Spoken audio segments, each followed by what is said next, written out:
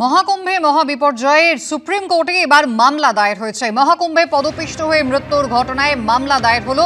ঘটনার পর কি পদক্ষেপ নিয়েছে যোগী সরকার, স্ট্যাটাস রিপোর্ট তলব করুক আদালত, আর্জি মামলাকারী।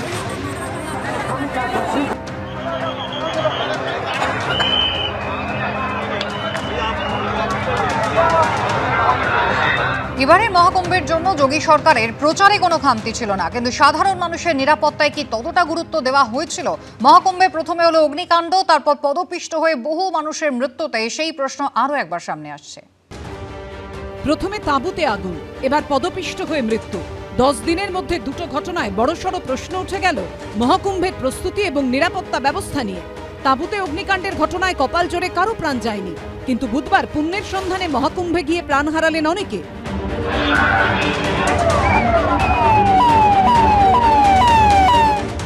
আত্মীয়ের খোঁজে এখন মর্গের সামনে হাহাকার করছেন এই অসহায় মানুষগুলো।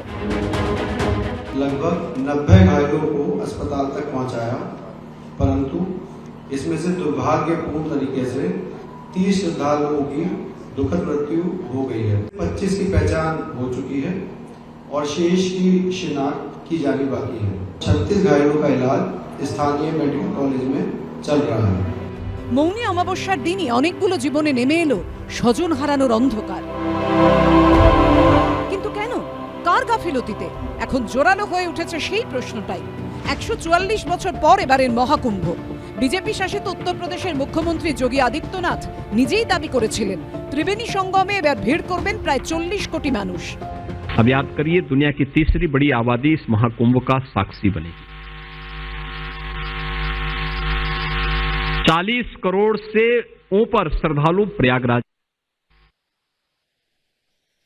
यानी 2 ही देश हैं जिनकी आबादी 40 करोड़ से ऊपर है, तो प्रयागराज में होगा। অর্থাৎ রেকর্ড ভিড় হবে সেটা সবার জানা ছিল, কিন্তু সেই মতো প্রস্তুতি কি নেওয়া হয়েছিল, নাকি প্রচারে নজর দিতে গিয়ে আসল বিষয় অর্থাৎ নিরাপত্তার দিকটাই অবহেলিত থেকে গিয়েছিল? প্রশ্ন তুলছেন অনেকে। কোটি কোটি লোক যেমন ওখানে আসবে পিলগ্রিম, এবং সেরকম লক্ষ লক্ষ ফোর্সকে ওখানে সমাগম করা যেতে পারত এবং প্ল্যান করা যেতে পারত, কিন্তু সেটা পারেনি বলেই এই প্ল্যানিংয়ের অভাব, এই অভাবের জন্যই আজকে এই ঘটনাটা ঘটলো। সূত্রের খবর, এবার মহাকুম্ভের আয়োজনে খরচ করা হয়েছে প্রায় 7,500 কোটি টাকা। প্রচার চলেছে মাসের পর মাস। মহাকুম্ভের প্রস্তুতি খতিয়ে দেখতে গিয়েছিলেন নরেন্দ্র মোদীও। বারবার প্রস্তুতি পরিদর্শনে গেছেন উত্তরপ্রদেশের মুখ্যমন্ত্রী যোগী আদিত্যনাথ। কিন্তু বাস্তবে কতটা কি হয়েছে তা নিয়ে প্রশ্ন থেকেই যাচ্ছে। কারণ 13ই জানুয়ারি মহাকুম্ভ শুরুর 6 দিন পরেই কুম্ভমেলার 19 নম্বর সেক্টরে তাঁবুতে ভয়ঙ্কর আগুন লাগে। নিমেষে আগুন ছড়িয়ে পড়ে। কপাল জোরে সেই ঘটনায় কারো প্রাণ যায়নি, কিন্তু 10 দিনের মধ্যে এবার তাও ঘটে গেল। যে উৎসব থেকে যোগী সরকারের প্রায় 2 লক্ষ কোটি টাকা আয় হবে বলে অনুমান, সেখানে সাধারণ মানুষের প্রাণ বলেই কি এত সস্তা?